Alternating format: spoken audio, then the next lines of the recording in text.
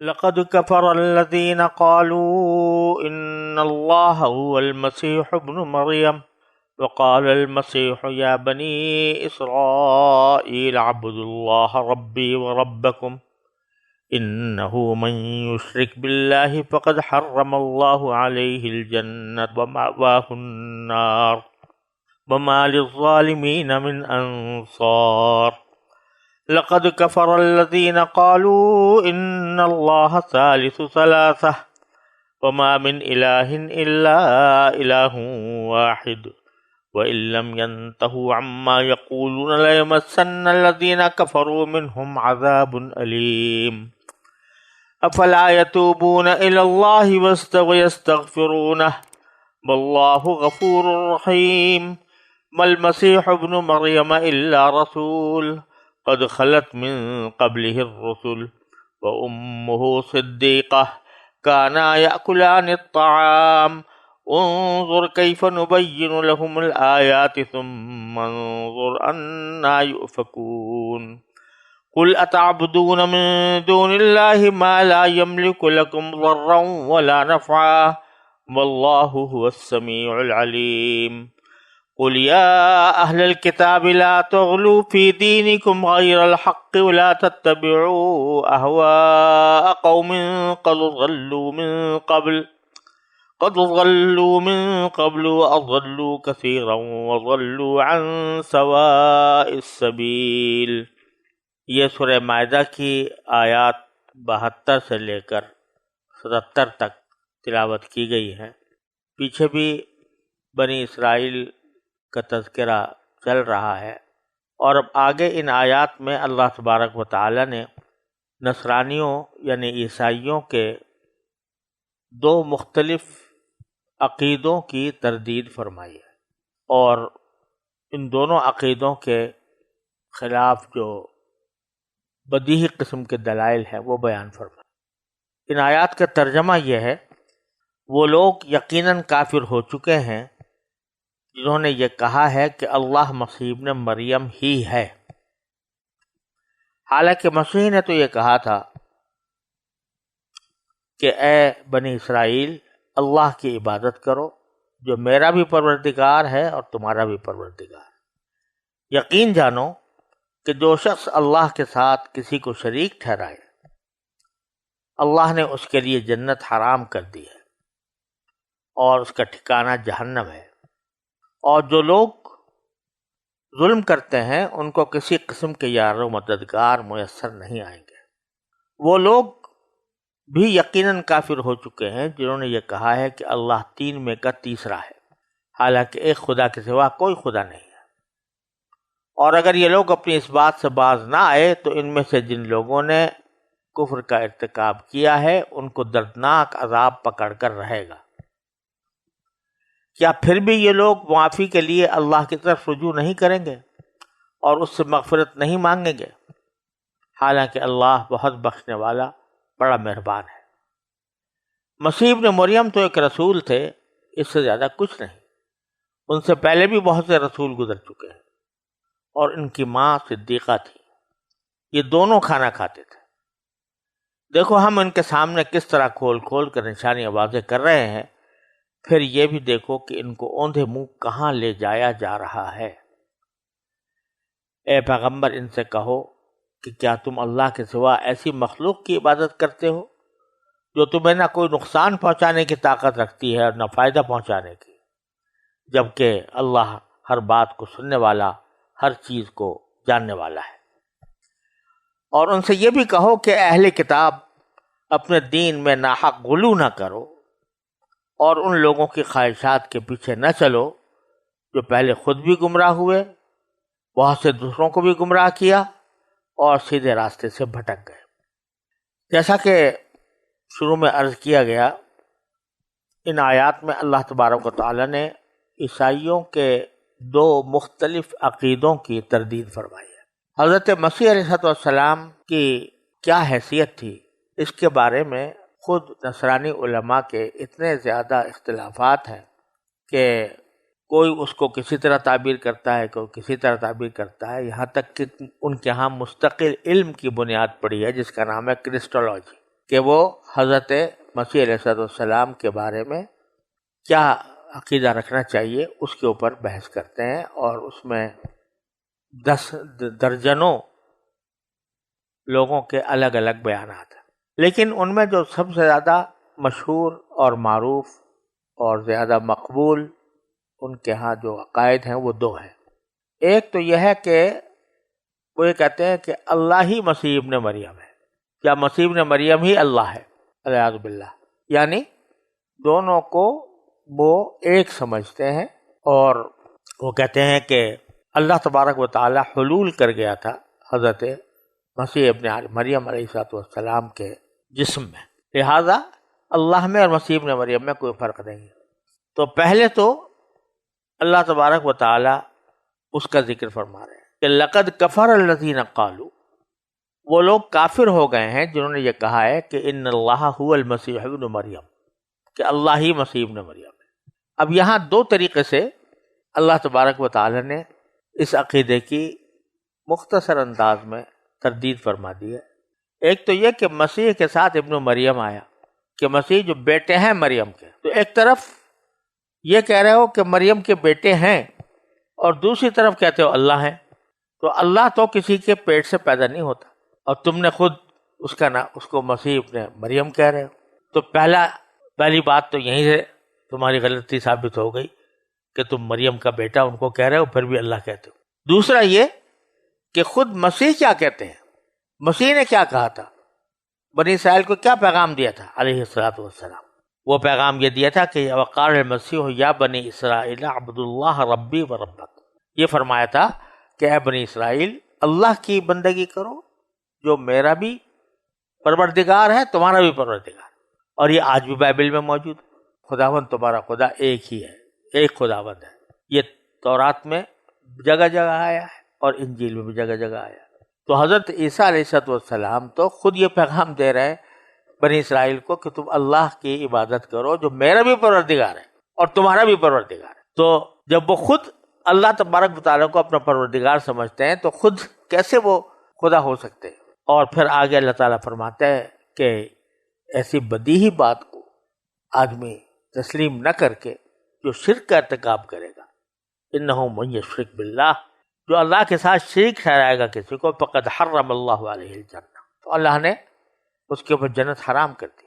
جیسے دوسری جگہ قرآن کریم میں فرمایا ان اللہ لا یغفر ان یشرک بہ ویغفر ما دون ذلک لمن یشاء، اللہ تعالیٰ یہ مغفرت نہیں کرتا کہ کوئی آدمی اس کا شرک کرے، اس سے کم گناہ کی جب چاہتا ہے مغفرت کر دیتا ہے، بغیر توبہ کے بھی اگر کرنا چاہے گا تو کر دے گا، لیکن شرک کی مغفرت بغیر توبہ کے نہیں ہو سکتی۔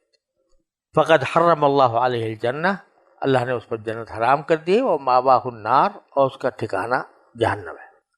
وما للظالمین من انصار، اور چونکہ شرک جو ہے سب سے بڑا ظلم ہے، ان الشرک لظلم عظیم، لہٰذا جو لوگ اس ظلم کا ارتکاب کرتے ہیں کہ اللہ تعالیٰ کے ساتھ کسی کو شریک ٹھہراتے ہیں، ان کا کوئی یار و مددگار ان کو نصیب نہیں ہوگا۔ پھر آگے دوسرے نظریے کا بیان ہے کہ جو یہ کہتے تھے کہ اللہ تعالیٰ 3 چیزوں کا نام ہے، ایک اللہ تعالیٰ، ایک مسیح ابن مریم، اور ایک روح القدس۔ ان 3 کو وہ لوگ کہتے تھے کہ 3 خدا ہے مگر 3 مل کر ایک ہی ہے۔ عجیب و غریب قسم کا نظریہ ہے جس کو وہ توحید فی التثلیث سے تعبیر کرتے ہیں، انگریزی میں اس کو ٹرینٹی کہا جاتا ہے، جس کا مطلب یہ ہے کہ اللہ تبارک و تعالیٰ 3 اقانیم پر مشتمل ہے۔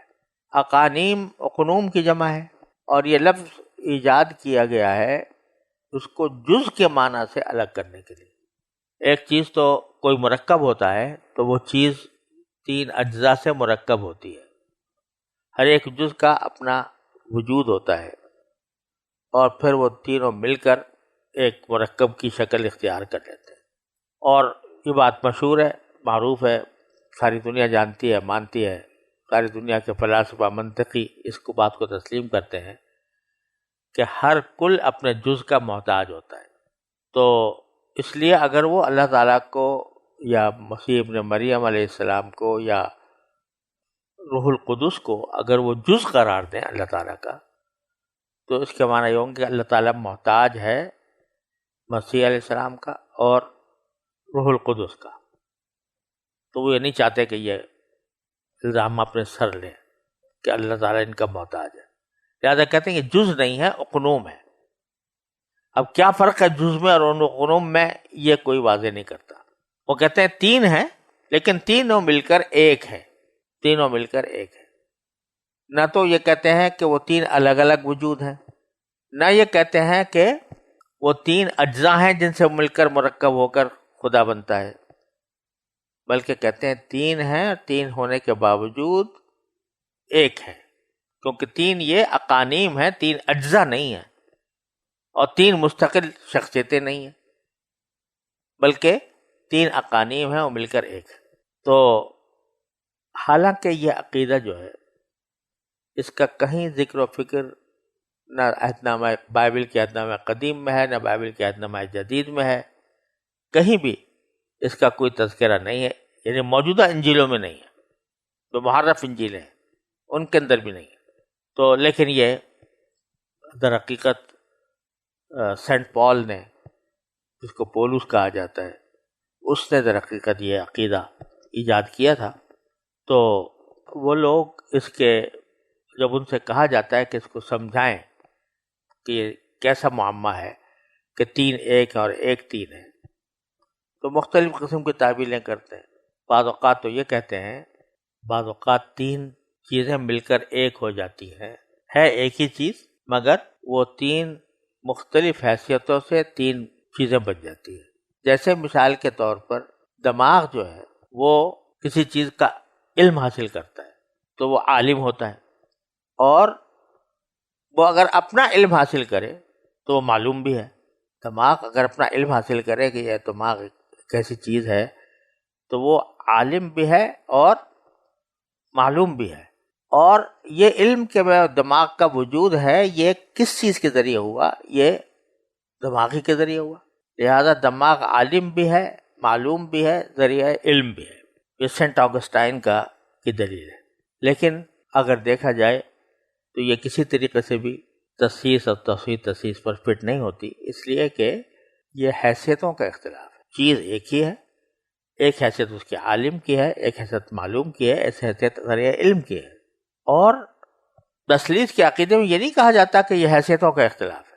یہ نہیں کہا جاتا کہ اللہ تعالیٰ بحیثیت عیسیٰ علیہ السلام کے اور بحیثیت روح القدس کے، بلکہ یہ کہا جاتا ہے کہ تینوں مستقل اقنوم ہیں. تو لہٰذا یہ مثال بھی کسی طرح فٹ نہیں ہوتی، کیونکہ نہ وہ یہ کہتے ہیں کہ اجزاء کا اقانیم اجزاء ہیں، نہ یہ کہتے ہیں کہ حیثیتوں کا اختلاف ہے، بلکہ تینوں مستقل اقنوم ہیں. یہاں تک کہ انگریزی میں جب اس کا ترجمہ کیا گیا تو انگریزی میں کوئی لفظ ان کو نہیں مل پایا سوائے پرسن کے.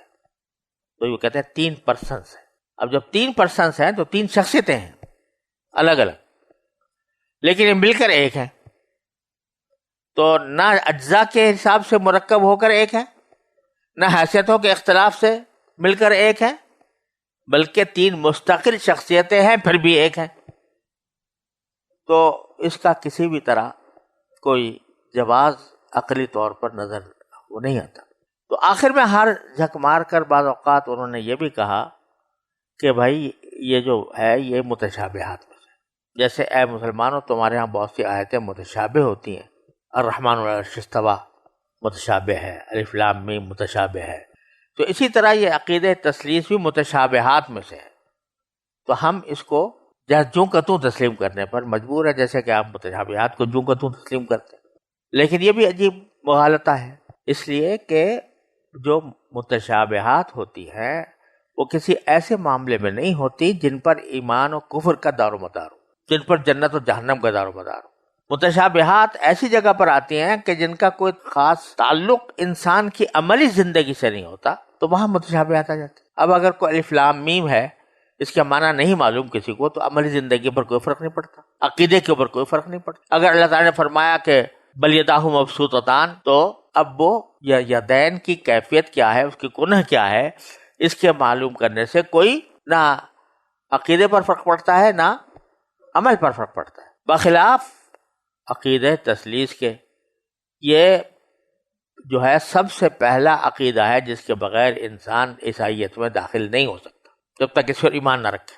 تو جس چیز پر ایمان موقوف ہے اس کو ایسا بنا دینا اللہ تعالیٰ کی طرف سے کہ جو سمجھ میں نہ آئے، مذاہب میں آپ میں سے ہو، یہ بالکل ناممکن بات ہے کہ ایک طرف اللہ تعالیٰ یہ کہیں کہ ہاں اس پر ایمان رکھو ورنہ تم کافر ہو گئے، اور دوسری طرف اس کا مطلب نہ بتائیں کہ مطلب کیا ہے اس کا.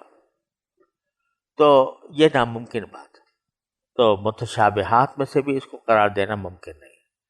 تو اللہ تعالیٰ فرماتے ہیں کہ لقد کفر الذین قالوا ان اللہ ثالث ثلاثہ. وہ لوگ کافر ہو گئے ہیں جو یہ کہتے ہیں کہ اللہ تین کا تیسرا ہے، اور اس کی تردید کی ضرورت ہی نہیں. ایسی بیہودہ بات ہے یا ایسی بے عقلی کی بات ہے، تردید کی ضرورت نہیں. اتنا کہہ دینا کافی ہے وما من الہ الا الہ واحد. اللہ ایک، اللہ کے سوا کوئی معبود نہیں ہے. وَإِن لَّمْ يَنْتَهُوا عَمَّا يَقُولُونَ، اور اگر یہ باز نہ آئے اپنے اس قول سے لَيَمَسَّنَّ الَّذِينَ كَفَرُوا مِنْهُمْ عَذَابٌ أَلِيمٌ. تو جن لوگوں نے یہ کفر اختیار کیا ہے، چاہے مسیح ابن مریم علیہ السلام کو خدا کہہ کر یا خدا کا تیسرا کہہ کر، تو ان کو ایک دردناک عذاب آ کر چھو لے گا. افلا یتوبون الی اللہ واستغفرونہ، کیا یہ اللہ کی طرف توبہ نہیں کرتے، رجوع نہیں کرتے اور اس سے استغفار نہیں کرتے؟ واللہ غفور رحیم، حالانکہ اللہ تعالیٰ بہت بخشنے والا، بہت مہربان ہے. پھر آگے حضرت مسیح ابن مریم علیہ السلام کی جو حقیقت ہے وہ بیان فرماتے ہیں کہ یہود و نصارہ ان کے بارے میں افراط و تفریط میں پڑ گئے. یہودیوں نے ان کے پیغمبر ہونے سے انکار کر دیا اور نصرانیوں ان کو خدا تک پہنچا دیا. جو صحیح راستہ ہے وہ یہ ہے کہ مل مسیح ابن مریم الا رسول، مسیح ابن مریم اس کے سوا کچھ نہیں ہے کہ ایک پیغمبر ہے. قد خلت من قبلہ الرسل، ان سے پہلے بھی رسول گزر چکے ہیں. یہ بتلانا اشارہ اس طرف کرنا مقصود ہے کہ جتنے بھی انبیاء کرام علیہ السلام آئے ہیں وہ پہلے نہیں تھے، وجود میں آئے، ان کو نبوت عطا ہوئی، انہوں نے اپنا پیغام پہنچایا اور پھر دنیا سے چلے گئے. تو جو شخص پہلے پیدا ہوتا ہے کسی طرح، تو وہ کیسے خدا ہو سکتا ہے؟ خدا تو وہ ہے جو ہمیشہ سے ہے، ہمیشہ رہے گا. تو یہ کیسے ہو سکتا ہے کہ وہ کوئی ایسی ذات، ایسی شخصیت خدا ہو کہ جو پہلے نہیں تھی؟ تو قد خلت من قبلہ الرسل، ان سے پہلے بھی رسول گزر چکے ہیں. اسی طریقے سے یہ بھی آئے تھے، پہلے نہیں تھے پھر وجود میں آئے. وَأُمُّهُ صدیقہ، اور ان کی والدہ صدیقہ تھی، بڑی سچی خاتون تھی. یہاں تقریباً وضاحت کے ساتھ اللہ تبارک و تعالیٰ نے فرما دیا کہ حضرت مریم علیہ السلام یہ نبی نہیں تھی بلکہ صدیقہ تھی. اس میں اختلاف رہا ہے کہ بعض حضرات کہتے ہیں چونکہ ان کے اوپر وحی آئی تھی اس لیے وہ نبیہ تھیں، اور بعض حضرات کہتے ہیں کہ صدیقہ تھیں، یعنی نبوت سے کم درجہ جو ولایت کا اعلیٰ ترین مقام ہوتا ہے وہ ان کو حاصل تھا. تو قرآن کریم نے یہاں پر صدیقہ فرمایا. اس سے بہت سے علماء نے یہ استدلال کیا ہے کہ وہ نبیہ نہیں تھی، کیونکہ اگر نبیہ ہوتی تو پھر صدیقہ کا لفظ استعمال کرنا، نچلے درجے کا لفظ استعمال کرنا اعلیٰ درجے کے بغیر، یہ حکمت کے خلاف ہے. اور جہاں تک ان پر وحی نازل ہونے کا تعلق ہے تو وہ در حقیقت وحی نہیں تھی، الہام تھا، اور الہامات غیر نبی کے اوپر بھی ہو جاتے ہیں. تو اس طرح کے الہامات حضرت موسیٰ علیہ السلام کی والدہ کے اوپر بھی منقول ہیں، اسی طرح یہاں پر بھی الہام ہوا. پھر آگے ایک جملے میں ان کے سارے نظریات کی تردید فرما دی کہ کانا یاکلان الطعام، دونوں کھانا کھایا کرتے تھے. اب یہ ایک جملہ ہے لیکن اس جملے کے اندر پورے ان کے نظریات کی بنیاد ڈھا دی گئی ہے. کیونکہ جب آدمی کھانا کھاتا ہے تو کھانے کا محتاج ہوتا ہے. بھوک لگ رہی ہوتی ہے، اگر کھانا نہ کھائے گا تو مر جائے گا. اور جو کھانے پینے کا محتاج ہے وہ تقریباً دنیا کی ہر چیز کا محتاج ہے. زمین، ہوا، پانی، سورج، یہ سارے کی ساری اللہ تعالیٰ کی مخلوقات انسان کو خوراک مہیا کرنے کے کام پر لگی ہوئی ہے. لہذا جو کھانے کا محتاج ہے اس کو ہوا کی بھی ضرورت ہے، اس کو بادلوں کی بھی ضرورت ہے، اس کو بارش کی بھی ضرورت ہے، اس کو سورج کی بھی ضرورت ہے، اس کو دھوپ کی بھی ضرورت ہے. تو ایک کھانے کی ضرورت ساری قسم کی محتاجیوں پر مشتمل ہے. اور جب یہ چیزیں چاہیے تو کوئی روزگار بھی چاہیے، اس کو کوئی روزی کمانے کا ذریعہ بھی چاہیے. اس کے لیے وہ کوئی اس کا مالک بھی ہونا چاہیے، کوئی آقا بھی ہونا چاہیے جو اس کو تنخواہ دیا کرے، یا کوئی ایسا شخص ہونا چاہیے جو اس کے لیے وہ روزگار فراہم کرے. تو اگر دیکھا جائے تو کھانے کی ضرورت، کھانے کی احتیاج، یہ ساری دنیا کی احتیاج ہے. اس لیے ایک جملہ فرمایا کانا یا خدا الطعام، تو کھانا کھاتے تھے، تو پھر خدا کیسے ہوں گے؟ ایک جملے میں ساری تھیوریاں، سارے نظریات، سارے فلسفے ایک جملے میں ختم فرما دیا، کانا یا خدا. اور پھر اس چھوٹے سے جملے کے بارے میں کیا فرمایا کہ انظر کیفا نبین لہم الآیات، تو دیکھو تو ہم کس طرح تمہیں وضاحت کے ساتھ نشانیاں بتاتے ہیں. ایک جملے میں کتنی نشانیاں تمہیں بتاتے ہیں، کانا یا خدا. دیکھو ہم کس طرح ان کے سامنے نشانیاں اور دلائل بیان کرتے. ایک جملے کے اندر ساری کائنات سما گئی. ایک طرف ہمارا یہ کمال دیکھو، اور دوسری طرف ثم انظر انا یؤفکون، پھر دیکھو کہ کہاں ان کو الٹا پھیرایا جا رہا ہے. اس کا تقاضا یہ تھا کہ وہ سیدھے سیدھے مانتے کہ بھائی خدا تو خدا ہی ہے، لیکن وہ الٹے چل رہے ہیں. یہاں ایک بات سمجھنے کی یہ ہے کہ یہ جملہ قرآن کریم میں کئی جگہ آیا ہے. انا یؤفکون، کافروں کے بارے میں کہا جاتا ہے کہ یہ کہاں الٹے چلے جا رہے ہیں. اصل اگر معنی مفہوم دیکھا جائے تو یہ ہوگا کہ باوجود ہے کہ اتنے دلائل واضح ہو گئے ہیں، اس کے باوجود یہ الٹے کہاں چلے جا رہے ہیں. لیکن صیغہ مجہول کا استعمال کیا، جس کے معنی یہ کہ کوئی ان کو الٹا چلا رہا ہے. کہاں سے کوئی الٹا چلا رہا ہے؟ سیدھی سی بات اگر یہ کرے کہاں یہ الٹے چلے جا رہے ہیں تو ٹھیک مفہوم یہی تھا. لیکن فرمایا یؤفکون، ان کو الٹا چلایا جا رہا ہے. کون چلا رہا ہے؟ یا تو خواہشات نفس چلا رہی ہیں، یا شیطان چلا رہا ہے. ان کے دل میں جو دنیا کی محبت ہے وہ چلا رہی ہے. دنیا کی محبت کی وجہ سے ان کی آنکھوں پر پردے پڑ گئے، اور اس کی وجہ سے ان کو یہ خواہشات الٹا لے کر جا رہی. تو جگہ جگہ جہاں قرآن کریم میں یؤفکون فرمایا مجہول کا صیغہ، تو اس میں اس طرح اشارہ ہے کہ یہ کسی اور کے پیچھے چل رہے ہیں. وہ کیا ہے؟ اور وہ یا شیطان ہے یا نفس ہے، ان کی حب دنیا ہے، وہ ان کو چلا رہے. تو جہاں اللہ تبارک و تعالیٰ اشارے دیتے کہ جو اصل چیز ہے جو انسان کو الٹا چلانے پر آمادہ کرتی ہے وہ اس کی خواہشات نفس ہے. جب تک خواہشات نفس کو اور دنیا کی محبت کو اور دنیا کی فانی لذتوں کو آدمی اپنا رہنما بنائے رہے گا تو الٹا ہی چلتا رہے گا. لہذا واحد راستہ یہ ہے کہ بجائے اس کو رہنما بنانے کے اللہ تبارک و تعالیٰ کی ہدایات کو، جو دلائل اللہ تبارک کو دے رہے ہیں، ان دلائل کو ان کو اپنا رہنما بنائے. پھر فرمایا قل اتعبدون من دون اللہ ما لا یملک لکم ضرا ولا نفعا، کیا تم اللہ کو چھوڑ کر ان لوگوں کی عبادت کرتے ہو جو تمہارے لیے نہ نقصان کی طاقت رکھتے ہیں نہ نفع کی طاقت رکھتے ہیں. اپنی ذات میں کوئی نہ یہ طاقت رکھتا ہے کہ تمہیں نقصان پہنچا دے، نہ اس کی بات کی طاقت رکھتا ہے کہ نفع پہنچا دے. واللہ هو السمیع العلیم، اللہ وہی ہے جو سننے والا اور جاننے والا ہے. یہاں اللہ تبارک و تعالیٰ نے سننے اور جاننے کا ذکر فرمایا. اللہ تعالیٰ خوب سننے والا ہے، خوب جاننے والا ہے. یعنی جو تمہاری باتیں ہیں جو تم ظاہری طور پر کرتے ہو ان کو بھی سنتا ہے، اور جو تمہارے دل میں جو خواہشات ہیں جو تمہیں الٹی لے کے جا رہی ہیں ان کو بھی جانتا ہے. ظاہری طور پر تم یہ کہہ رہے ہو کہ جی ہمارا یہ عقیدہ ہے کہ اللہ جو ہے وہ 3 پر مشتمل ہے، اور زبان سے تم یہی کہتے پھرتے ہو. لیکن اندر سے تمہارے جو خواہشات نفس ہیں وہ تمہیں الٹا لے جا رہے ہیں، جیسے پہلے عرض کیا۔ تو اللہ تعالیٰ ان سے بھی واقف ہے، ان کو بھی خوب جانتا ہے کہ اصل چیز تمہیں کون ہے جو پیچھے سے چلا رہا ہے۔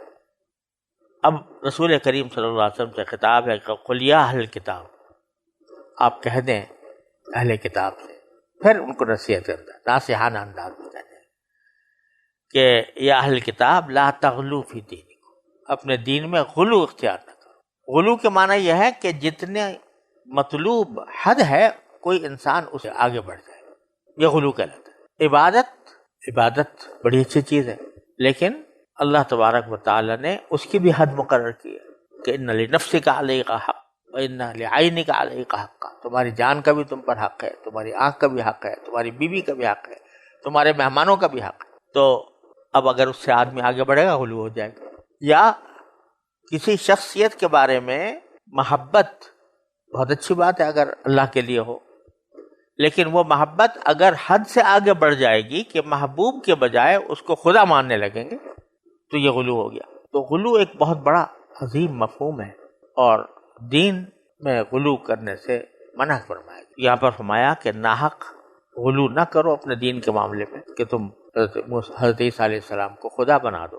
وَلَا تَتَّبِعُوا أَهْوَاءَ قَوْمٍ قَدْ ضَلُّوا، اور ان لوگوں کی خواہشات کے پیچھے نہ چلو قد ضلوا من قبل، جو پہلے گمراہ ہو چکے ہیں، وَأَضَلُّوا كَثِيرًا، خود بھی گمراہ ہوئے اور بہتوں کو گمراہ بھی کیا، وَضَلُّوا عَنْ سَوَاءِ السَّبِيلِ، اور سیدھے راستے سے بھٹک گئے۔ اب یہاں ذرا غور طلب بات یہ ہے کہ قد ضلوا من قبل فرما دیا پہلے کہ وہ پہلے ہی گمراہ ہو گئے، اور پھر دوسروں کو گمراہ کیا، اور پھر دوبارہ فرمایا کہ سیدھے راستے سے گمراہ ہو گئے۔ تو بظاہر تو یہ تکرار معلوم ہو رہا ہے کہ وہ پہلے خود گمراہ ہوئے، دوسروں کو گمراہ کیا، پھر آگے کہتے ہیں سیدھے راستے سے گمراہ ہو گئے۔ حضرت حکیم الامت قدس اللہ تعالیٰ سرہ نے بیان القرآن میں اس کے اوپر یہ تبصرہ فرمایا ہے کہ پہلے تو وہ غلط راستے کو لے کر خود گمراہ ہوئے، لے ڈوبے ہیں، اور وہ غلطی اس وجہ سے نہیں ہوئی کہ حق مفقود ہو گیا ہو، اس کا پتہ نہ لگتا ہو، بلکہ وہ لوگ راہ راست کے ہوتے ہوئے قصداً اس سے دور اور علیحدہ ہو گئے تھے۔ تو پہلے یہ فرمایا کہ گمراہ ہوئے اور دوسروں کو گمراہ کیا، لیکن وہ کسی غلط فہمی کی وجہ سے نہیں ہوئے تھے بلکہ قصداً اس سے علیحدہ ہو گئے، اس لیے وَضَلُّوا عَنْ سَوَاءِ السَّبِيلِ۔ تو یہ ایک نصیحانہ پیغام ہے جو رسول کریم صلی اللہ علیہ وسلم کے ذریعے یہودی اور نصرانیوں کو دیا گیا، اور پھر آگے ان کے بدعقیدگی کے نتائج اللہ تعالیٰ نے آگے آیات میں بیان کیے ہیں۔ وصلی اللہ تعالیٰ علی خیر خلق، یعنی پہلے ہے بھٹک گئے۔ اب بھٹکنے میں دو احتمال تھے نا، بھٹکے بھی اور دوسروں کو بھٹکایا بھی۔ اب اس میں دو احتمال تھے کہ یہ بھٹکنا جو ہے محض کسی غلط فہمی کی بنیاد پر تھا، یا یہ کہ جان بوجھ کر بھٹکے۔ تو اس کی تعیین دوسری ضلوا عن سواء السبیل میں فرمائی گئی کہ سیدھے راستے سے وہ قصداً راہ راست کو چھوڑ کر ہٹ گئے۔ افلا یتوبون الی اللہ واستغفرونہ، ترجمہ کیا پھر بھی یہ لوگ معافی کے لیے اللہ کی طرف رجوع نہیں کریں گے اور اس سے مغفرت نہیں مانگیں گے؟ عطف تو ہے یہاں پر، توبہ کی مفہوم میں داخل ہے۔ توبہ اصل معنی تو رجوع کرنے کے ہوتے ہیں نا، تو معافی کے لیے اللہ سے رجوع کرنا یہ پورے توبہ کا تھا۔ اس لیے کہ بعض لوگ حضرت مریم کو بھی تیسرا حصہ سمجھتے تھے۔ میں نے عرض کیا نا کرسٹولوجی جو ہے وہ مستقل علم مسیحیت، تو اس میں بہت سے نظریات تھے۔ اس میں ایک نظریہ یہ بھی تھا حضرت مریم تیسرا جو اقنوم ہے وہ روح القدس کے بجائے حضرت مریم کو کہہ دیتے، اس لیے اس کی بھی ساتھ ساتھ تردید ہو۔ یہاں ان کا ایک نام ہے، لیکن ہوں گے تو کہیں نہ کہیں اللہ بچائے جو جمائے عقائد ہوتے ہیں وہ خواہ کتنے ہی یعنی بدیع البطلان کیوں نہ ہو، لیکن جب وہ پھیل جاتے ہیں کسی قوم میں اور اس کا وہ جگہ بنا لیتے تو باوجود بدیع البطلان ہونے کے لوگ ان کو بالکل ایک بدیہی حقیقت سمجھنے لگتے۔ اچھا ان کے ہاں یعنی جیسے ہم کسی مشکل کے موقع پر اللہ تعالیٰ یا اللہ ایسا کہہ دیتے ہیں نا، تو ان کے یہاں تو کہا ہے یا مسیح کہہ دیں اوہ کرائسٹ، تو وہ ایک طرح سے وہ والمسيح ابن مريم